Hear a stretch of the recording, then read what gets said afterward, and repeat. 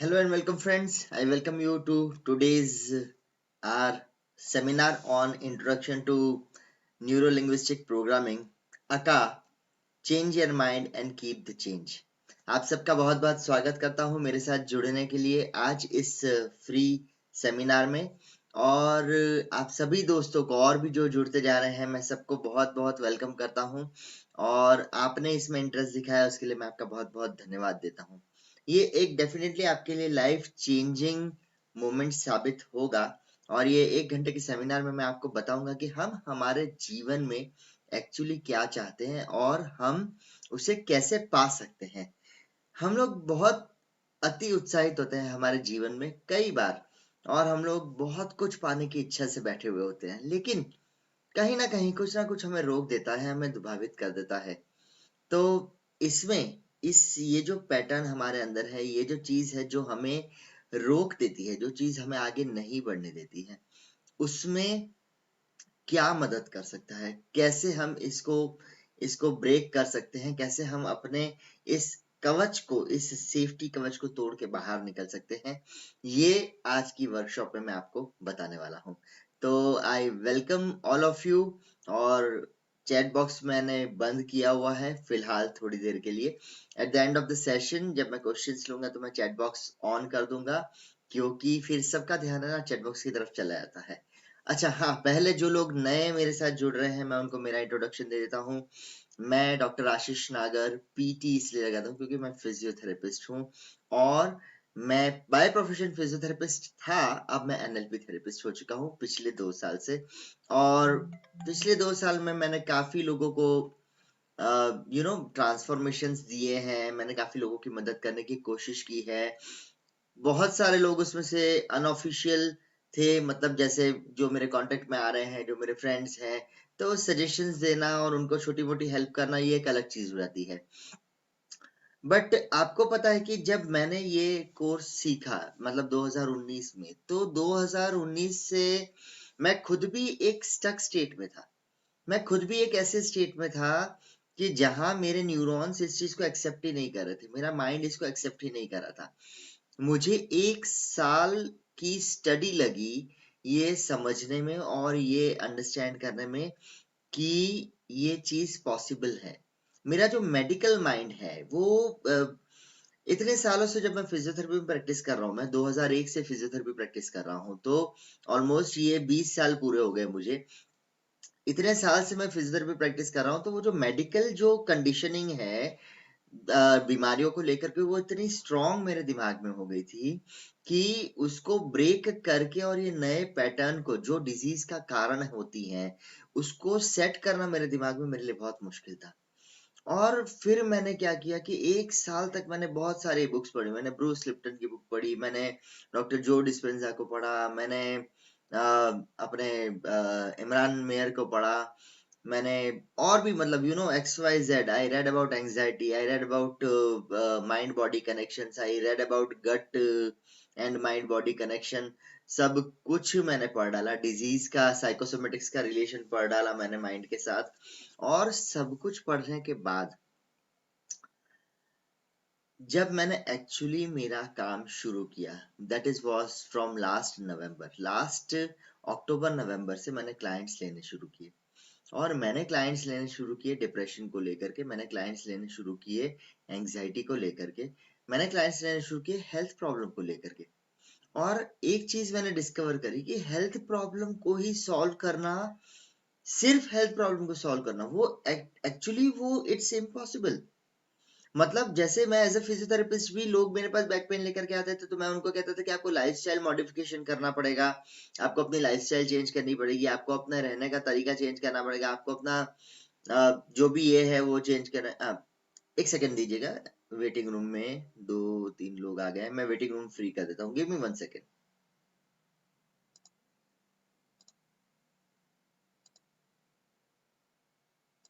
Right, waiting room ही मैंने off कर दिया, अब जिसको आना है आए, कोई टेंशन नहीं है। राइट, आई कम बैक। तो जब मैंने ये देखा कि मैं लोगों को हेल्थ के बारे में एज अ फिजियोथेरेपिस्ट जब बताता था, तो मैं उनको कहता था कि आपको लाइफस्टाइल मॉडिफिकेशन करना पड़ेगा, ठीक है, और बहुत सारी चीजें उसमें इन्वॉल्व होती थी। लेकिन जो मुझे परेशान करता था वो ये परेशान करता था कि मैंने ट्रीटमेंट दे दी आपको, आप ठीक हो गए, आपका पेन खत्म हो गया, सब कुछ नॉर्मल है, सब कुछ गुड है, आप उसको मेंटेन कर रहे हैं एक लेवल पे। और जब तक आप मेंटेन करते हैं, जब तक आप कुछ एक्सरसाइज करते हैं, तब तक आपका पेन नहीं रहता है। लेकिन जैसे ही आपका ये जो स्केड्यूल है मेंटेनेंस का वो टूटता है किसी भी रीजन से, तो फिर वो पेन वापस आ जाता है। और ये मैंने देखा है कि इसका एक बहुत गहन कनेक्शन था कि आपका स्केड्यूल तब टूटता है जब आप किसी काम को लेकर के ओवर बिजी होते हो, जब आप अपने फैमिली में ज्यादा बिजी हो गए या अपने कामकाज में ज्यादा बिजी हो गए, किसी चीज में आप ज्यादा बिजी हो गए, तो आप अपना एक रूटीन आपने तोड़ दिया। रूटीन टूटते से ही, और उस समय आपका ब्रेन भी ओवरवर्क कर रहा होता है, रूटीन टूटता है, ब्रेन ओवरवर्क कर रहा होता है, और उस समय ही आपका पेन बढ़ने लगता है। और कई बार ये चीज होती है सालाना पैटर्न पे, कि जैसे एक एक टिपिकल टाइम है ईयर का कि भाई जब मेरा पेन बढ़ जाता है, तो कई बार पेशेंट आके बोलते थे कि सर पिछली बार भी ठंडियों में मेरा पेन बढ़ गया था, या बरसात में मेरा दर्द बढ़ गया था। कुछ ना कुछ इसका कोरिलेशन एक पैटर्न से है, जो आपके दिमाग में बना हुआ है, आपके दिमाग ने उसको एसोसिएट कर लिया है। अब ये चीज समझिएगा, इस चीज को मैं नहीं मानता था, लेकिन जब medical books, medical MD doctors की बुक्स मैंने पढ़ी, बायोलॉजी ऑफ बिलीफ, एक एमडी डॉक्टर की लिखी हुई बुक है, इमरान मेयर की। माइंड गट कनेक्शन एक एक मेडिकल डॉक्टर की लिखी हुई बुक है। ये सारी बुक्स जब मैंने धीरे धीरे स्कैन करनी शुरू करी, मैंने डॉक्टर दीपक चोपड़ा को पढ़ना शुरू किया, he is also an MD. मैंने अपने लुइस हे मैम को पढ़ना शुरू किया। फिर काफी सारे, मतलब I have gone through every tits and bits, जो भी इंटरनेट पे लोग हेल्थ रिलेटेड लोगों की मदद कर रहे हैं माइंड बॉडी कनेक्शन को लेकर के, उनके कोर्सेज मैंने देखे, उनके कोर्सेज पे रिसर्च की, मैंने उन टॉपिक्स पे रिसर्च की, और मुझे समझ में आया कि हम लोग सिर्फ सिम्टम को ट्रीट करते हैं, हम लोग सिर्फ पोस्टमैन को मार रहे हैं। सारा मेडिकल, पूरा मेडिकल जगत सिर्फ पोस्टमैन को मार रहा है। We are just killing the messenger, that is what we are doing, we are not killing the cause. हर बीमारी जो आपके शरीर में आ रही है, उसके पीछे का एक रीजन है, उसके पीछे का एक कॉज है, वो आपके लिए ढूंढना जरूरी है। आप बोलोगे हाँ भाई मेरा बुढ़ापा आ रहा है इसलिए मुझे दर्द हो रहा है, no sorry please, that is not a, that is the excuse that you are giving. आपको जब भी ऐसी कोई चीज लगे कि ये मेरे में स्पेसिफिक है, तब आप बैठ करके ये सोचेगा कि दुनिया की जितनी भी पॉपुलेशन है, उस पॉपुलेशन में से क्या आप एकमात्र अकेले व्यक्ति होंगे इस प्रॉब्लम के साथ, या आपके जैसी प्रॉब्लम वाला कोई व्यक्ति दुनिया में कहीं ना कहीं अभी भी हाजिर है। Do you agree with me? मुझे अंगूठा दिखाएं यदि आप एग्री करते हो तो। क्या दुनिया में ऐसी कोई प्रॉब्लम है जो सिर्फ आपको हो रही है और किसी को दुनिया में नहीं हो रही है? हाँ, वो आपके लिए इंडिविजुअलाइज्ड है, वो आपके लिए, क्योंकि आपको पहली बार या आपको रेगुलरली होती है इसलिए आप उसको बहुत महत्व दे रहे हैं। लेकिन यही बात होती है कि आप सिग्निफिकेंस बीमारी से क्यों लेना चाहते हैं? पेशेंट मेरे पास आता है, इतनी सारी फाइलें लेकर के आता है, चार चार बार एमआरआई करवा दी, चार चार बार ये करवा दिया, इतनी सारी रिपोर्ट्स करवा दी, मैंने तो ये ट्राई कर लिया, मैंने तो वो ट्राई कर लिया, मैंने तो वो ट्राई कर लिया, किसी ने मेरे ऊपर काम नहीं किया। Are you realising what you are doing here? आप उसको अपना एक ईगो पॉइंट बनाना चाहते हो कि मैंने इतने डॉक्टरों को दिखा दिया, मैंने इतनी फिजियोथेरेपी ले ली, मैंने आयुर्वेदिक भी ट्राई कर लिया, मैंने होम्योपैथी भी ट्राई कर लिया, लेकिन किसी ने काम नहीं किया, क्योंकि किसी के ऊपर आपने फेथ नहीं रखा। और मुझे सच में बताइएगा, आप कितने हार्ड वैद्य के पास गए, कितने मालिश वालों के पास आप गए हो, कितने ऐसे लोगों को सुन के भी आप गए हो जो जो तंत्र मंत्र करते हैं, कितने एस्ट्रोलॉजर्स को आपने दिखाया है जिन्होंने बोला है कि अभी आपका कठिन समय है, आपको शारीरिक तकलीफ रहेगी, और आपका दिमाग ने कोरिलेट कर लिया। As simple as that. जितना आप एसोसिएट करते जाओगे चीजों को और सिचुएशन को इसके साथ, उतनी चीजें और सिचुएशन उसके साथ एसोसिएट होती जाएगी। आपके ब्रेन को तो कोई प्रॉब्लम ही नहीं है, वो तो कनेक्शन बनाने में एक्सपर्ट है। कैसे? मैं आपको बताता हूं। क्या आपने कभी भी अपने घर में उठे हो आप और अपने घर में आप घूमिए, जरा मेंटली अपने घर में घूमिए और देखिए कि आप मेंटली अपने घर में चक्कर मारते मारते आप फ्रीज के पास जा रहे हैं। ठीक है, फ्रीज का दरवाजा खोल रहे हैं और फ्रीज में प्रोबेबली एक नींबू रखा हुआ है। आपने नींबू को उठाया, फिर आप प्लेटफॉर्म के ऊपर गए किचन के, आपने चक्कू लिया, चक्कू से नींबू को आधा काटा और उस आधे नींबू को थोड़ा सा ऐसा पिला करके और अपने मुंह रख के दांत के बीच में दबाया। क्या हुआ? कितने लोगों को मुंह में खट्टा टेस्ट आया? हाथ दिखाइए। क्या आप अभी उठे हो आपकी जगह से? नहीं। क्या आपने उठ करके नींबू काटा है? नहीं। क्या आपने नींबू लगाया? नहीं। अब मैं ये कहता हूं कि आप ये बताइए कि कितनी बार आपको ये ऐसा खट्टा टेस्ट आपके मुंह में आया है? अगर हम हिंदुस्तानी लोग यहाँ बैठे हैं तो वो सारी लिस्ट आ गई होगी जितनी बार आपने मस्त बढ़िया खट्टे पानी वाली पानी पूरी खाई है। Right right right. सो आपको याद आ गया कहाँ पानी पूरी खाई थी, किसके साथ खाई थी, कितनी पानी पूरी खाई थी। बहुत एग्जैक्टली नहीं भी आए तो आपको वो सारे फेजेस याद आ गए होंगे कि हाँ यार, मैंने इतनी बार ये पानी पूरी इस जगह पे खाई और वहां पे ऐसा ही खट्टा पानी था जिसमें मेरे को ऐसा टेस्ट आया।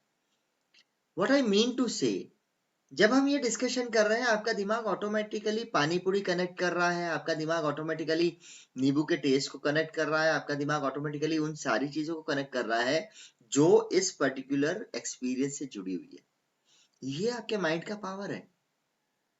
यही पावर मैं बच्चों को बोलता हूं अपने पढ़ने के टाइम पे यूज करने के लिए कि तुम एक सब्जेक्ट जब पढ़ रहे हो तो उसके टॉपिक्स का खाली अगर आप हेडिंग बना लेते हो, आप सिर्फ हेडिंग देखते जाओ, उस हेडिंग के अंदर में क्या लिखा हुआ है बुक में अगर आपने पढ़ा है तो आपका माइंड अपने आप रिकॉल कर लेगा।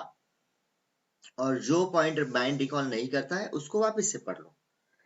तो आप अगर रोज उठ करके सिर्फ वो पॉइंट की लिस्ट भी देख लोगे जैसे जो ऊपर आउटलाइन लिखी हुई है, और अगर आपने अंदर पूरा पढ़ा है, एक बार तो पढ़ना जरूरी है आपको, एक बार ढंग से ध्यान लगा करके, तो आपको फिर पूरा पढ़ने की जरूरत नहीं पड़ेगी। आप जैसे ही वो पॉइंट देखोगे उसके अंदर क्या लिखा है पूरा आपको याद आ जाएगा। This is the power of your brain. जब आप अपने आपको पूछते हो कि मुझे ये बीमारी क्यों है या मुझे ये डिजीज क्यों है, आपको सिर्फ पूछने की देर है। आप जैसे ही ये प्रश्न पूछते हो कि मुझे ये बीमारी क्यों है, आपका दिमाग ऑटोमेटिकली कनेक्ट कर लेता है और वो सारे रीजंस आपके सामने खड़े कर देता है। आपका माइंड बहुत शातिर खिलाड़ी है। It is a very strong defender. It is a very strong defender and it has a very strong defence mechanism. कभी भी आप अपने आप को कॉन्शियसली ब्लेम नहीं कर सकते किसी भी चीज के लिए, इसीलिए आपको हर चीज का एक you get an answer to everything, you get an excuse to everything from your brain, और हम हर चीज को बाहर डाल देते हैं एक्सटर्नल एनवायरमेंट पे, एक्सटर्नल फैक्टर्स पे, एक्सटर्नल चीजों पे हम अपना मटका फोड़ देते हैं, घड़ा फोड़ देते हैं कि यार कल तो ऐसा हो गया और वैसा हो गया और वैसा हो गया और ये करना पड़ा इसलिए कमर दुख गई, अभी कुछ दिनों से ऐसा ऐसा हेक्टिक काम चल रहा है इसलिए कमर दुख गई, कुछ दिनों से ये हुआ इसलिए कमर दुख गई, कई दिनों से एक्सरसाइज करने का चांस नहीं मिला इसलिए कमर दुख गई। क्या रीजन आप अपने आप को दे रहे हो ये आपको पता है। आप जो रीजन अभी अपने मुंह से बोल रहे हो अपनी तकलीफों के बारे में, अपनी गर्दन दर्द के बारे में, अपने कमर दर्द के बारे में, ये रीजन आप अपने आप को दे रहे हो और आप अपने आप को रिकन्फर्म कर रहे हो कि हाँ यही रीजन है मेरे इस पेन का, मेरे इस फिजिकल पेन का।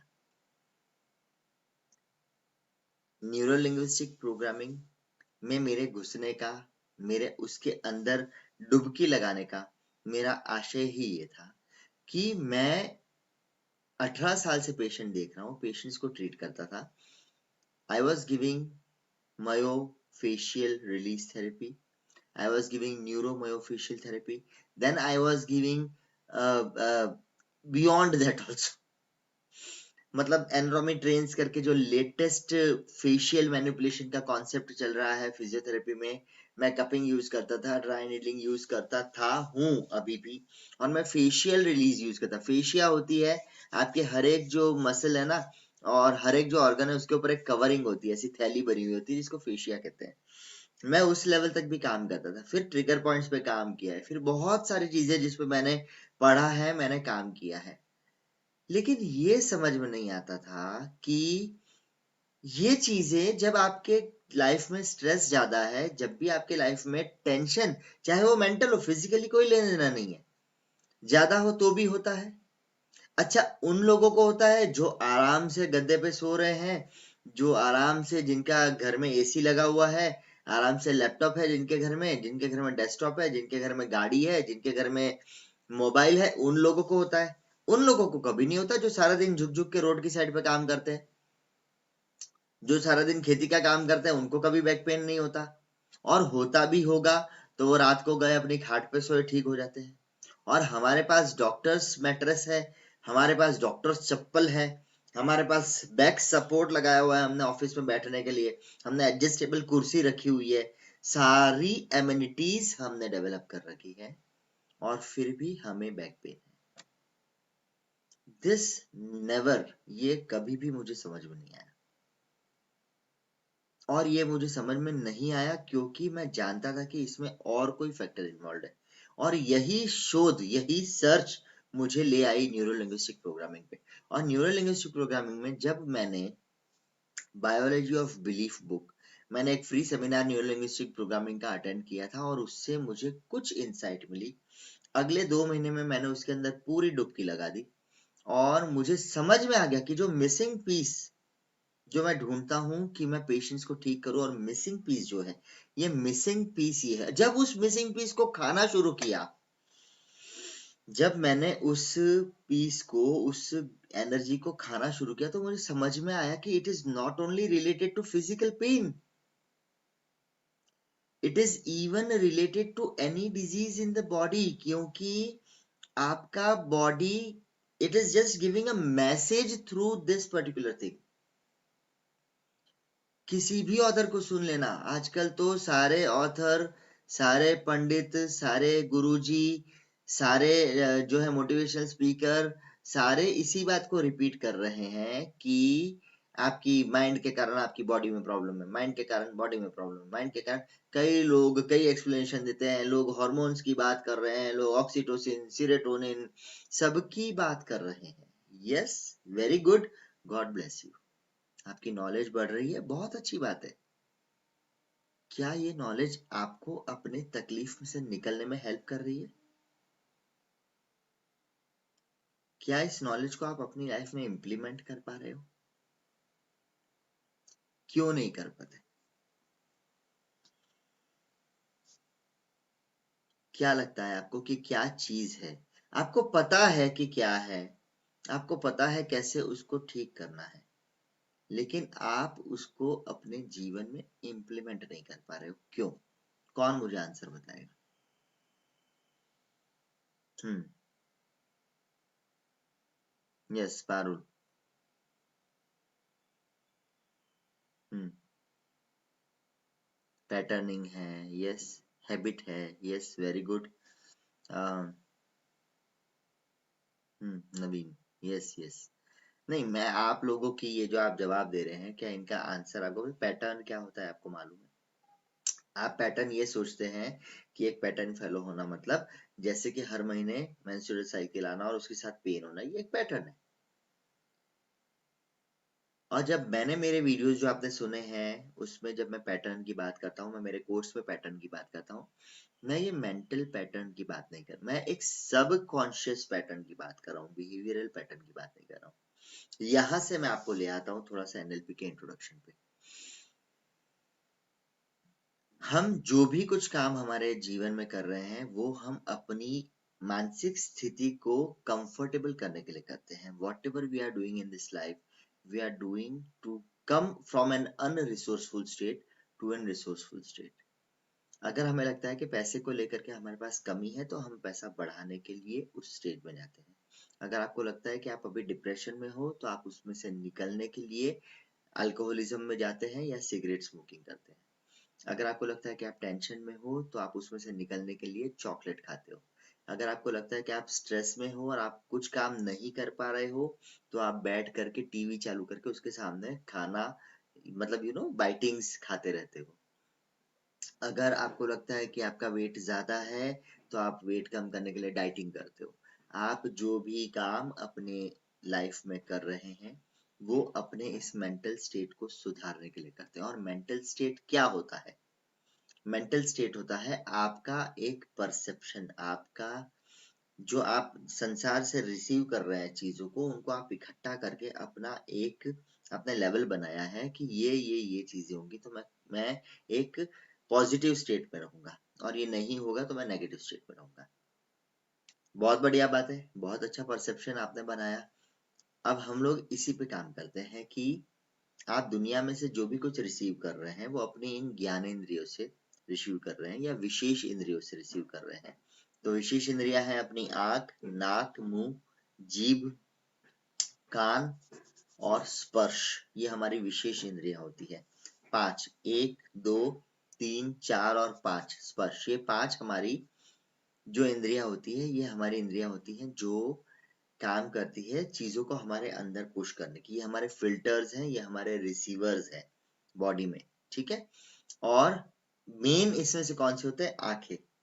विजन बहुत इंपॉर्टेंट होता है। हम विजन पे ही बहुत ज्यादा इतने ज्यादा डिपेंडेंट होते हैं कि हम सेंसेशन को भी देखने की कोशिश करते हैं। अगर आपको खुजली आई तो आप खुजाल तो लोगे, फिर आप देखोगे अरे क्या हुआ यार, क्यों खुजली आई। देखने की जरूरत है? अगर आपको खुजली आई है तो नहीं है, पर आप देखेंगे। इतना विजन को हम ओवर पावर करके रखते हैं। सेकंड होता है वॉइस। हम जो भी कुछ दुनिया में सीखते हैं वो हम हमारे कानों से सुन करके सीखते हैं। और तीसरा होता है हमारी फीलिंग्स या हमारे टच के सेंसेशन जो हमारे अंदर होते हैं।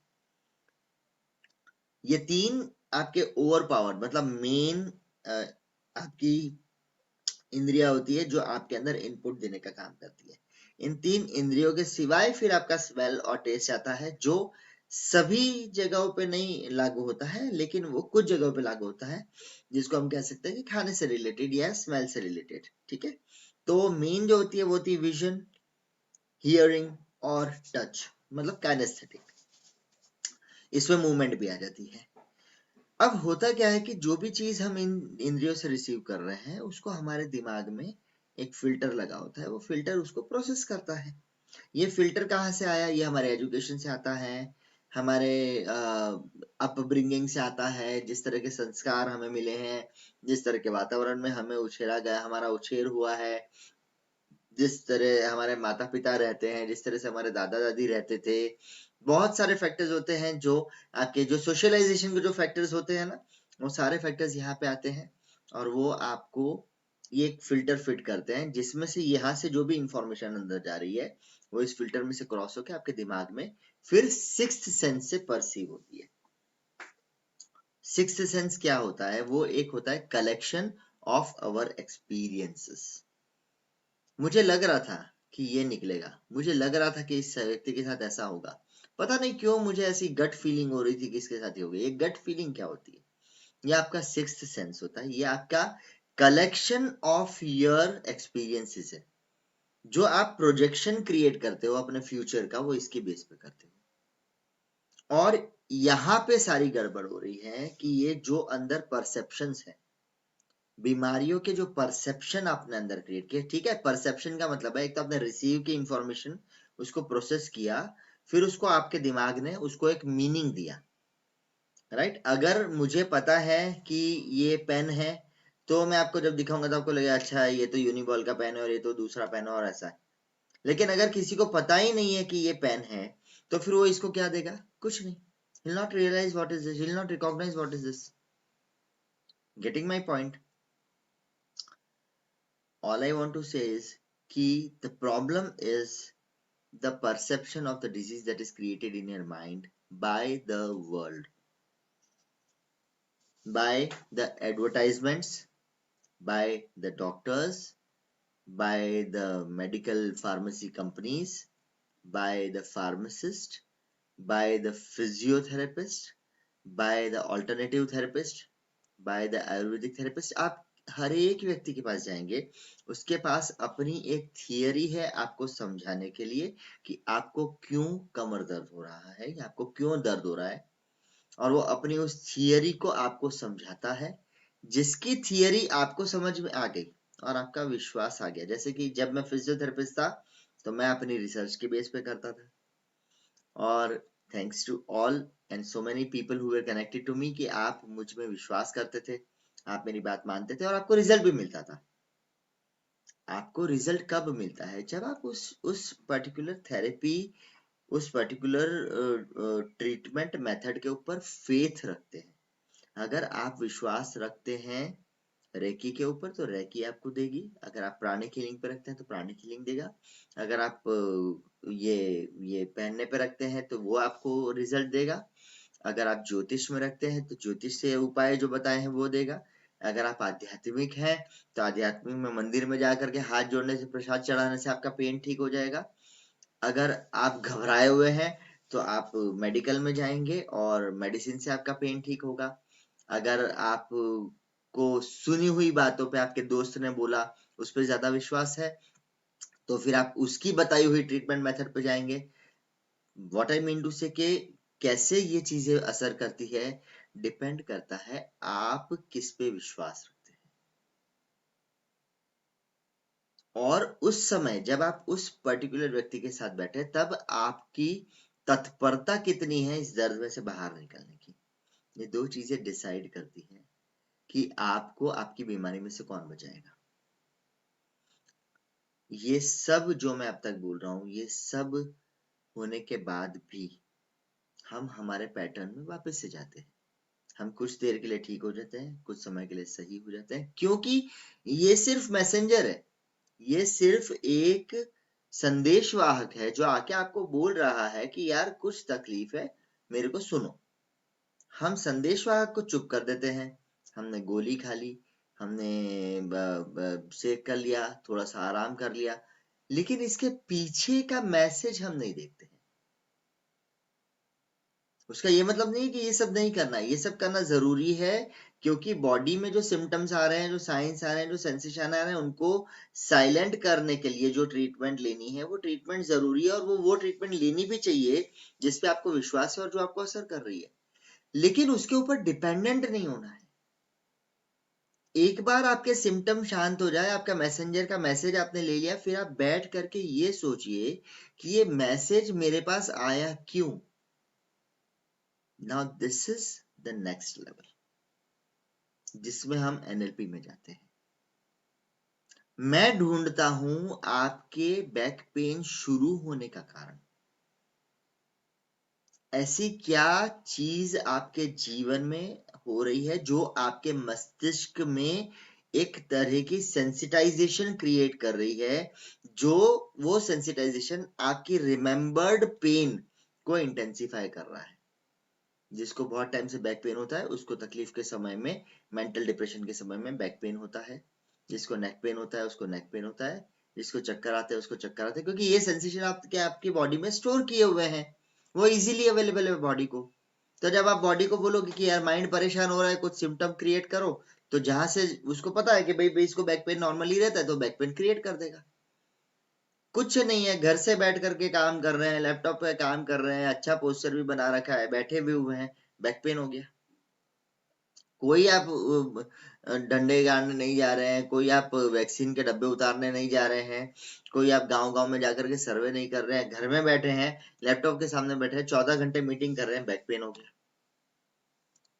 हाँ, आप बोलोगे यस पोस्चर्स आर बैड, हम लोग गलत पोस्चर में बैठते हैं, हम लोग ये हैं, हम लोग वो हैं। रीजन तो आपका दिमाग देगा देगा और देगा, वही तो ट्रेन किया है आपने उसको। जैसे ही बॉडी में कोई सिम्टम आया आपने ट्रेन कर दिया कि भाई अपनी लिस्ट तैयार करो, टक टक टक टक टक, ये चीज गलत हुई है, इसके कारण मुझे पेन हुआ है। कोई ये नहीं देखता अंदर जाकर के कि क्या इससे डीपर लेवल पे भी कुछ है। और यहाँ पे न्यूरो लिंग्विस्टिक प्रोग्रामिंग काम करता है, और न्यूरो लिंग्विस्टिक प्रोग्रामिंग का बहुत सिंपल सा मीनिंग है, बहुत सिंपल। न्यूरो मतलब आपकी न्यूरोलॉजी, लिंग्विस्टिक मतलब आपकी लैंग्वेज, और प्रोग्रामिंग मतलब इससे जो प्रोग्रामिंग आपकी हुई है वो। आपके दो माइंड होते हैं, आपको सबको पता है। आजकल बहुत ज्ञान बट रहा है, तो ये ज्ञान भी आपको मिल गया होगा कि चेतन मन होता है और चेतन मन होता है। चेतन मन चौकीदार की तरह काम करता है, और चेतन मन जो है वो अंदरूनी मन होता है, उसकी शक्तियां होती है वगैरह वगैरह वगैरह। मैं उसकी डिटेल में नहीं जाऊंगा। ये जो सबकॉन्शियस माइंड है आपका, ये सबकॉन्शियस माइंड रिसीविंग एंड पे होता है। सब चीजों को रिसीव करता है, ये प्रोसेस करता है, परसीव करता है। आप जिस चीज को रिपीट कर रहे हैं, वो चीज आपके सबकॉन्शियस में जा करके और इम्प्रिंट क्रिएट करती है। आपने चाहे मेंटली रिपीट किया है, चाहे आपने कुछ भी किया है। और इन सबके बेस में क्या होता है, सबकॉन्शियस माइंड है क्या? वो अपने ब्रेन का एक पार्ट ही है ना, वो न्यूरोलॉजी का एक पार्ट है। आप जितनी भी इंफॉर्मेशन इन सेंसेस से रिसीव कर रहे हैं, वो सारे आपके न्यूरोलॉजी में जाते हैं। इसीलिए न्यूरोलॉजिकल। न्यूरो लिंग्विस्टिक, लिंग्विस्टिक का मतलब है रिसीव आपने किया, परसीव आपने किया, तो आपने रिएक्ट या रिस्पॉन्स भी तो आप दोगे ना। तो रिस्पॉन्स कैसे दोगे? आप किसी ना किसी लैंग्वेज में दोगे, चाहे वो वर्बल लैंग्वेज हो, बोले गए शब्द, या नॉन वर्बल लैंग्वेज हो, नहीं बोले गए शब्द। Body language, body gestures, face gestures, breathing, physiology. आप फिजियोलॉजी से बता सकते हो, आप फेशियल एक्सप्रेशन से बता सकते हो, आप हल्का सा आंख टेढ़ी करके बता सकते हो। कुछ भी नहीं किया आपने, आप सिर्फ खड़े हो, दो जन की बात सुन रहे हो, और आपके मन में अंदर एक हंसी का खुशी ऐसे पास हुई कि क्या बेवकूफ जैसी बातें कर रहे हैं दोनों यार खड़े होकर के। कोई रिएक्शन आपने नहीं दिया, लेकिन ये भी एक रिएक्शन हुआ। जैसे ही आप इस रिएक्शन से जाते हैं, मतलब आपने कुछ ना कुछ रिस्पॉन्ड किया। और कंटिन्यूअस बचपन से जो ये हमारे अंदर न्यूरॉन में जाना और रिएक्शन प्रोड्यूस होना, अंदर जाना और रिएक्शन प्रोड्यूस होना, ये एक लूप बन जाता है। और ये लूप हमारे अंदर एक बेसिक प्रोग्रामिंग तैयार करते हैं, और ये प्रोग्रामिंग न्यूरो लिंग्विस्टिक प्रोग्रामिंग से चेंज की जा सकती है। अब इसके फायदे क्या होते हैं, मैं बहुत ब्रीफ में फटाफट बताऊंगा, क्योंकि सेशन का टाइम मैं ज्यादा नहीं रखने वाला हूं। तो मैं बहुत ब्रीफ में आपको न्यूरो लिंग्विस्टिक प्रोग्रामिंग के असर और फायदे बताता हूँ। क्या आप सच में, सच्ची मतलब 100% अपनी तकलीफ से छुटकारा पाना चाहते हैं? एग्जाम्पल ले लेता हूँ। क्या आप अपना वजन कम करना चाहते हैं? क्या आप मोटापे से छुटकारा पाना चाहते हैं? हाँ या ना? जो लोग, मुझे यहाँ पे ऐसा लग रहा है कि आप तो ठीक हो, पर आपको अगर अपना वेट ओवरवेट लग रहा है, कितने लोग हैं यहाँ पे जो अपने वजन से छुटकारा पाना चाहते हैं? हम मतलब चाहे हम जितने भी स्लिम हो जाए, हमको संतोष नहीं होता है ना? क्यों प्रीति? हमें और पतला होना होता है, चाहे हम जितने भी पतले हो जाए, हैं? केसर? नहीं नहीं, ऐसा ठीक है, ठीक है, हाँ मैं समझ सकता हूँ एज अ फिजियोथेरेपिस्ट कि तुम चाहते हो कि सर हम थोड़े से और फिट हो जाए, थोड़े और अच्छे हो जाए, इसलिए हमको वेट लॉस करना है। आपको वेट लॉस करने के लिए कुछ चीजें रेगुलर बेसिस पे करनी जरूरी है, जो आप जब तक करते हो आपको अच्छा लगता है, आपको बॉडी हल्का लगता है, आपको वेट कम लगता है। इन चीजों को जब आप छोड़ देते हो, तो आपका वजन फिर से बढ़ने लगता है, या आप अनकंफर्टेबल हो जाते हो, क्योंकि पहले आपका दिमाग चिल्लाता है कि अगर तुमने ये सब बंद कर दिया तो हमारा वजन वापस बढ़ जाएगा, क्योंकि उस तरह से वो कंडीशन है। अब मुझे ये बताइए, ऐसी क्या चीज होनी चाहिए जो आपको कंसिस्टेंटली वेट लॉस पे डाल के रखे, या जिस चीज ने आपको रिजल्ट दिया था उस चीज पे आपको कंसिस्टेंटली रखे, उसके लिए क्या चीज हो सकती है? अगर आपको डीपर लेवल पे पता है कि ये वेट लॉस मेरे लिए क्यों जरूरी है, और मैं वेट लॉस क्यों करना चाहता हूं, सिर्फ इसलिए कि मेरा शरीर अच्छा दिखे, सुंदर दिखे, स्लिम दिखे, या उससे भी बढ़ के कुछ एडवांटेज है? जैसे प्रीति के लिए एडवांटेज है कि भाई एक बढ़िया सुंदर लड़का मिल जाएगा, मॉडल जैसा, हीरो जैसा है ना? तो अभी शादी नहीं हुई है, तो यू कैन थिंक कि भाई हाँ मुझे हीरो जैसा लड़का भी मिल जाएगा, ऐसा बढ़िया सा। अगर मैं स्लिम होंगी तो, मैं मोटी होंगी तो शायद मुझे, सब सब के नसीब भारती जैसे थोड़ी होते हैं, इसलिए हाँ it is possible, but then there has to be a hidden benefit that your mind is searching. कुछ गर्भित, कुछ गौण फायदा है जो आपका दिमाग ढूंढ रहा है इसको करने से। लेकिन जब तक आप उस बेनिफिट को नहीं देखते हो और अपने दिमाग को नहीं बताते हो कि मैं एक्चुअली वेट लॉस इस सेकेंडरी बेनिफिट के लिए करना चाहता हूँ, तब तक आपका दिमाग थोड़ी देर के लिए उसको पकड़ता है चीजों को, फिर छोड़ देता है।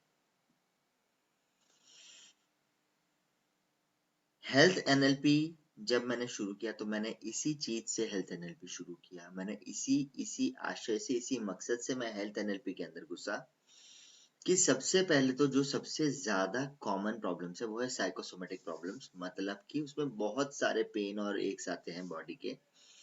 साइकोसोमेटिक प्रॉब्लम्स को एक आपको समझना बहुत ज्यादा जरूरी है, और वो क्यों आती है उनको भी समझना बहुत ज्यादा जरूरी है। अगर आप ये समझ जाते हो तो फिर दूसरा प्रश्न आता है कि सर अगर हमको पता चल जाता है तो हम उसको निकाले कैसे, रीराइट कैसे करें। वो हम कर सकते हैं न्यूरो लिंग्विस्टिक प्रोग्रामिंग की वजह से। पहला सेशन है, इसलिए मैं इतना ही आज दूंगा। मैं आशा करता हूँ कि मैंने आज हेल्थ का ज्यादा कवर किया तो आप इससे कोरिलेट कर पाएंगे। मैं लाइफ से भी रिलेटेड चीजों को और लेकर के आऊंगा। आज हमने जो चीज डिस्कस करी वो थी स्टेट, और स्टेट कैसे बनता है, और इस स्टेट का रिसोर्सफुल और अनरिसोर्सफुल होने में परसेप्शन कैसे काम करता है, और हमारे कॉन्शियस और अनकॉन्शियस का रोल क्या होता है। इसी पे मैं और एक्सपांड करूंगा नेक्स्ट लेक्चर में। ठीक है, तो मेरे साथ जुड़े रहिएगा। अब मैं आपको क्वेश्चन एंड आंसर के लिए ओपन करूंगा, तो आपके जो भी क्वेश्चंस हैं आप चैट बॉक्स में लिख सकते हैं, और मैं कोशिश करूंगा मैं उनका रिप्लाई दूंगा। यदि किसी को ब्रेक लेना है तो आप एक 5 मिनट का छोटा सा ब्रेक ले लीजिए और वापस आइए और मेरे साथ ज्वाइन हो जाइए। Thank you so much for joining me today. यदि कोई जाना चाहता है तो जा सकता है। कल फिर मिलेंगे इससे आगे के थोड़ी सी इंफॉर्मेशन को लेकर के, न्यूरो लिंग्विस्टिक प्रोग्रामिंग के बारे में। मैं एब्सोल्यूट टॉपिक में अभी आपको नहीं लेकर के जाऊंगा, वो आप इंटरेस्टेड होंगे तो ही लेके जाऊंगा। मैं ज्ञान बांटने के मूड में नहीं हूँ। आप इंटरेस्टेड होंगे, आप कहेंगे कि सर हमें और जानना है, तो फिर मैं आपको अपने एनएलपी का जो मेरा प्रोग्राम चलता है उसका लिंक भेजूंगा। आप उसमें मेरे साथ ज्वाइन हो जाइएगा, and then we will go beyond this, right? So see you in this 5-day lecture series tomorrow with some more information about change your mind and keep the change. Take care, or see you after a short break.